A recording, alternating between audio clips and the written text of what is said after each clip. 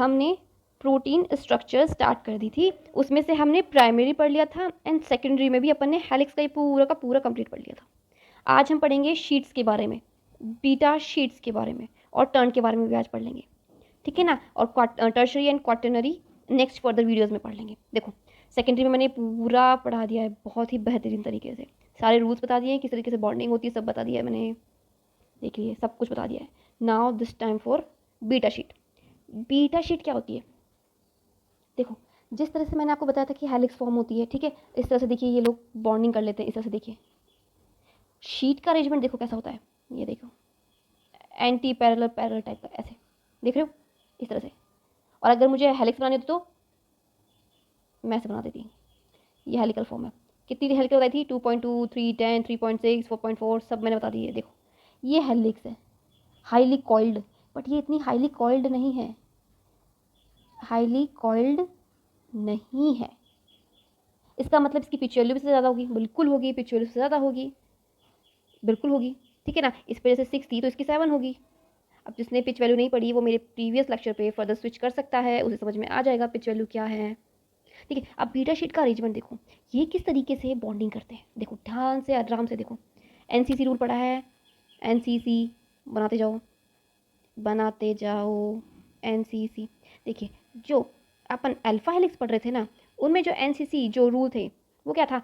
Rule था N+2 का rule, N+3 का रूल, N+4 का रूल, N+5 का रूल, N+6 का रूल, ठीक है ना। वो पहला जो अमीनो एसिड है वो अपने से दूसरे पे बॉन्डिंग कर रहा है कि तीसरे पे कर रहा है कि 4 पे कर रहा है कि 5th पे कर रहा है, ये अपनी अपनी हेलिक्स की फॉर्म डिसाइड कर रही थी। 2.2 देखो, जो 2.2 थी वो N+2 रूल शो कर रही थी, 310 वाली थी वो N+3 रूल शो कर रही थी, 3.6 वाली है वो N+4 और 4.4 वाली N+5। मतलब यहाँ का इसका COO- वाला इसके NH से बॉन्डिंग करता है। ये कौन सी थी? 2.2, 310 अल्फा हेलिक्स, समझ गए मेरे बच्चों। बीटा शीट में कॉन्सेप्ट दूसरा है, इसमें इतना N+2 N+3 वाला रूल नहीं है। जितना पास में बॉन्डिंग होना कर लो, ख़त्म। जितना पास में बॉन्डिंग होना कर लेने का, बस सिंपल सिंपल वेरी सिंपल। अब क्या है? अब देखो इसमें क्या है, जो इसके पास में आ रहा है उसी के साथ बॉन्डिंग कर लेगा, जो इसके पास आ रहा है उसी के साथ बॉन्डिंग कर लेगा। अब जिसको अमाइनो एसिड की स्ट्रक्चर क्लियर नहीं है बेटा, उसको तो ये बिल्कुल समझ में नहीं आएगा कि ये मैं क्या लिखे जा रही हूँ, मैं क्या कर रही हूँ ये। अब जिसने अमाइनो एसिड्स पढ़े हैं, जिसने चेन रखी है अपनी, उसको समझ में आ जाएगी ये चीज़। चलो बॉन्डिंग करवाते इसमें, चलो बॉन्डिंग करवाते। मैंने क्या बताया था? COO चाहिए पहले अमीनो एसिड का और दूसरे अमीनो एसिड का क्या चाहिए? NH। तो इसको जितने पास में मिलेगी बॉन्डिंग उतनी पास में बॉन्डिंग कर लेगा, जितनी पास में बॉन्डिंग मिलेगी ना उतनी पास में बॉन्डिंग कर लेगा। करके दिखाऊँ एक बॉन्डिंग, ये देखो एक बॉन्डिंग करके दिखाती हूँ, ये देखो क्या इसने बॉन्डिंग कर ली, क्या इसने बॉन्डिंग कर ली, बॉन्डिंग की कि नहीं की? मतलब पहले अमाइनो एसिड ने थर्ड वाले के साथ बॉन्डिंग कर ली। ऑलराइट गाइस, पहले वाले ने थर्ड के साथ बॉन्डिंग कर ली। क्या ये इसके साथ भी बॉन्डिंग कर सकता था?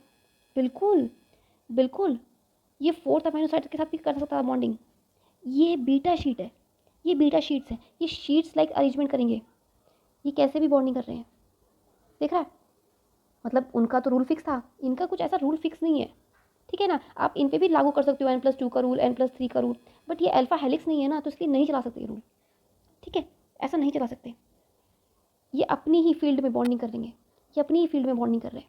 मतलब इस तरह से देखा, दिखाया ना मैंने, ये पहला तीसरे साथ कर लेगा, तीसरा छठे के साथ कर लेगा, ये देखो इस तरह से बॉन्डिंग। ये बीटा शीट बना रहे हैं। अब बीटा शीट कितनी टाइप की होती है? काफ़ी सारी बीटा शीट होती है, लेकिन अपने जो कोर्स में अपन को वही पढ़नी है। लेकिन मुझे तो ये बताना है एक स्पेशल चीज़ जिस पे क्वेश्चन आते हैं, हेलिक्स ब्रेकर। और मैंने जब अमाइनो एसिड्स पढ़ाया था तब मैंने बताया था एक वर्ड, प्रोलीन, एक अमाइनो एसिड मैंने बताया था मेरा फेवरेट है, P से स्टार्ट। ये है हेलिक्स ब्रेकर। क्यों हेलिक्स ब्रेकर है भाई साहब? इसकी संरचना ही कुछ ऐसी है, इसकी स्ट्रक्चर ही कुछ ऐसी है कि फर्दर बॉन्डिंग ही नहीं करवाता। वो अपन कर रहे थे ना, पहला अमीनो एसिड 5th के साथ करेगा, लेकिन अगर बीच में प्रोलीन आ गया तो क्या कर लोगे? मतलब अमीनो एसिड 1, 2, अमीनो एसिड 5 में अगर 4th ही अमीनो एसिड प्रोलीन आ गया तो ये बाइंड ही नहीं करने देगा, क्योंकि ये आगे फर्दर से बाइंड ही नहीं करेगा। नो हाइड्रोजन बॉन्डिंग, नथिंग, क्योंकि इसके पास हाइड्रोजन ही नहीं है। Amino acid 4, amino acid 5 peptide bond बनाएगा ही नहीं अगर ये प्रोलीन हुआ तो। क्यों? क्योंकि इसके पास फ्री है ही नहीं।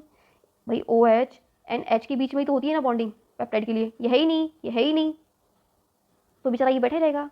तो प्रोलीन तो बीच में नहीं होना चाहिए, जहाँ प्रोलीन आया वहाँ पे ब्रेक, मतलब जहाँ प्रोलीन आया वहाँ पे ब्रेक, मतलब यहाँ पे प्रोलीन आया तो सीक्वेंस ब्रेक, ये टर्न बदल गया, ये टर्न, ये टर्न, ये टर्न क्यों आते हैं?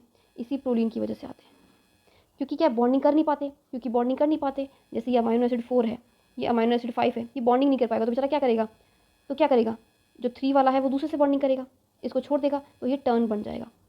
यहाँ पे मान लो अमाइनो एसिड आ गया प्रोलीन वाला, तो यहाँ पे क्या है कि ये किसी को बॉन्डिंग ही नहीं करने देगा।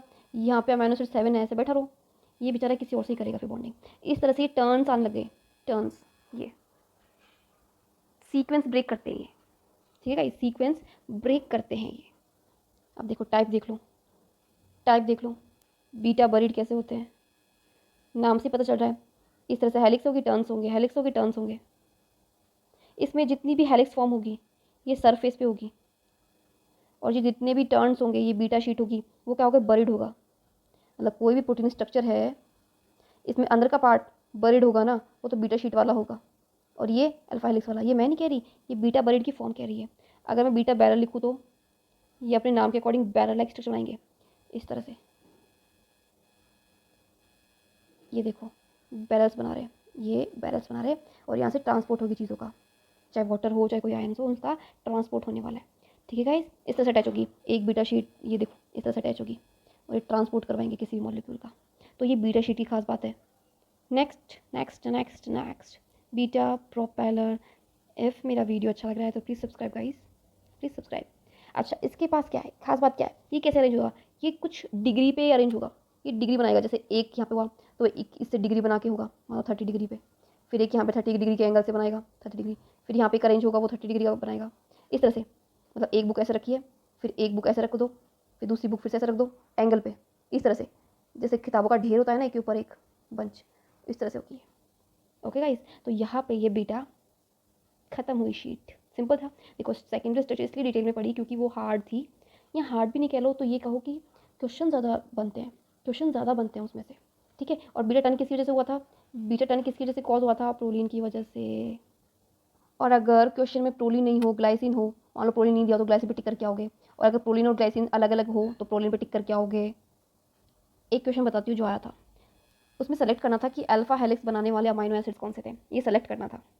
तो मैं आपको बताती हूँ, जिन्होंने अमाइनो एसिड पढ़ लिया है ना, मैं उन्हें समझाती हूँ कि उनकी बीटा कार्बन इज अनब्रांच्ड, मतलब ब्रांच्ड नहीं होगी। बीटा कौन सा होता है? जैसे ये एनसीसी का रूल है, ठीक है, यहाँ से इस तरह से चेन अटैच है, ठीक है ना, ये अल्फा, ये बीटा, ये फर्दर गामा, ठीक है।